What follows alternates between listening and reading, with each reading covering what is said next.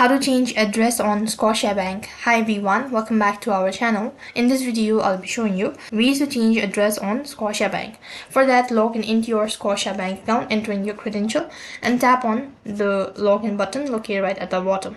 So after you're logged into your account, this is going to take you to the page where you need to go ahead and tap on the more icon located in the bottom right hand side corner of your screen. Then it's going to take you to this page where you need to go ahead and tap on the profile icon from the top. So after you click on your profile icon, then you'll be able to see all of these information. Under it, scroll down a bit, go to address. As you click on address, then you'll be able to find this option as edit under it. Go ahead and select that, and then you'll be able to see your information as this. You need to go ahead and select save changes located right at the bottom.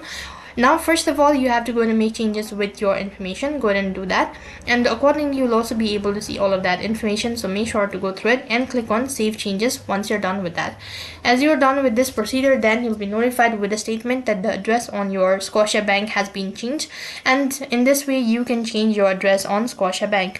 That is all for this video. I hope the video was helpful. Make sure to like, share and subscribe to our channel. Thank you for watching. See you in the next video.